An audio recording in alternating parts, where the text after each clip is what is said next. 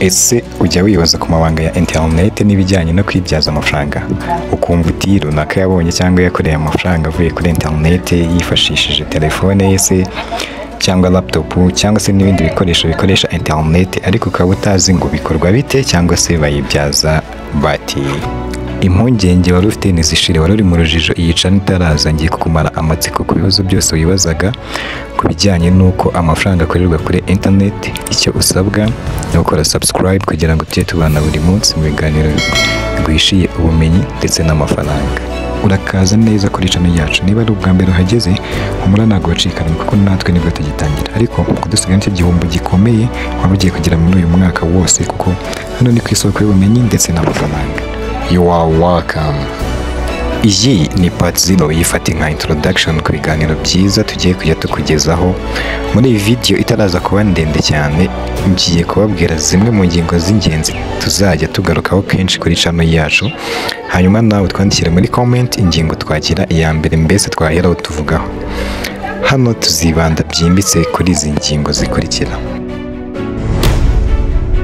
Scam. Ubundi mu kinyarwanda cyiza, scam tubyita ubutubuzi, hanyuma umuntu ukora ibyo bintu akitwa umutubuzi se cyangwa umuskama. Ese mu by'ukuri ni ayahe mayeri abatubuzi bakoresha kugira ngo bagucucure utwawe?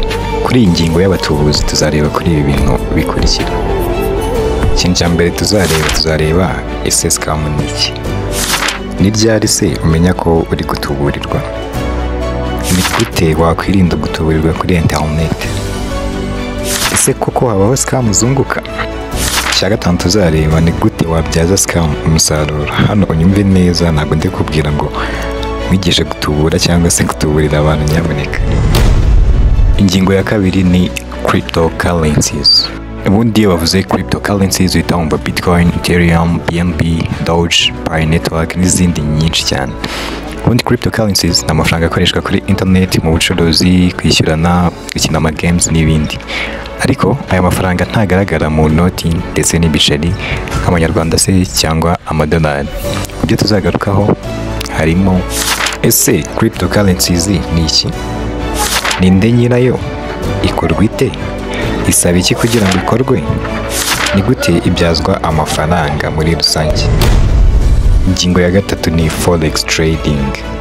Ubundi forex trading ni ubucuruzi bw'ama-currencies cyangwa se amafaranga atandukanye, urugero nk'amadolari, amayero, amadirhams n'ayandi menshi.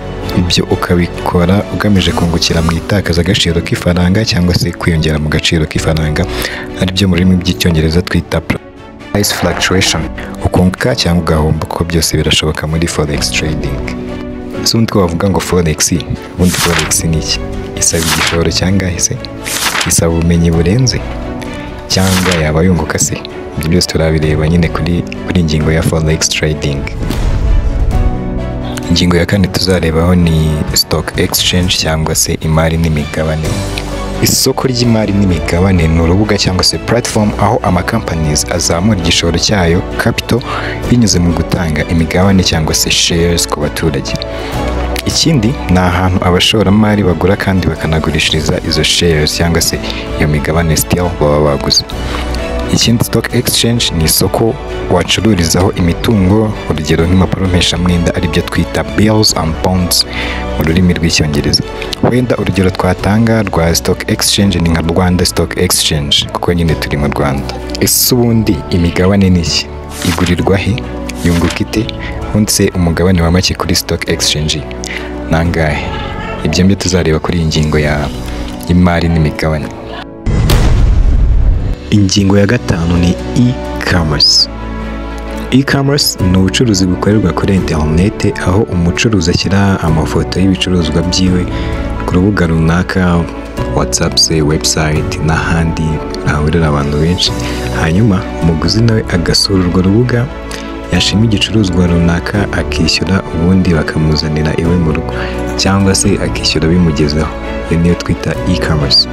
Icyo nakubwira ni uko gukora e-commerce nta gishoro bisaba. Oya, telefone ifite interineti n'umutwe wawe uri mu bwenge niyo bwaba buke biba bihagije. Uti gute? Niba ushaka ko iyi ariyo ngingo tuzaheraho, byandike muri comment. Ariko se E-commerce ni iki? Ikorwa ite? Ese isaba igishoro kuyitangira? Ifite akahe kamaro?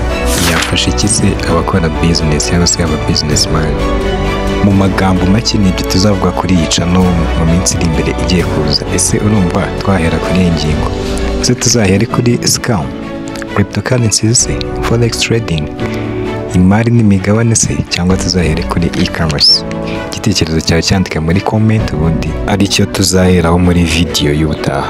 Icyo tuzakora ni ukureba igitekerezo cyagize comment nyinshi, nyine ingingo yagize comment nyinshi, ubundi ariyo ngingo duheraho.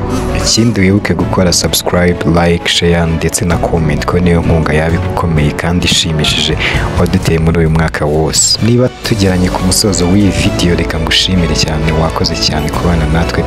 Ariko mbere y'uko ugenda, reka nkubaze ngo utahanye iki? Ciao ciao, ndabakunda cyane, naho muri video y'ubutaha.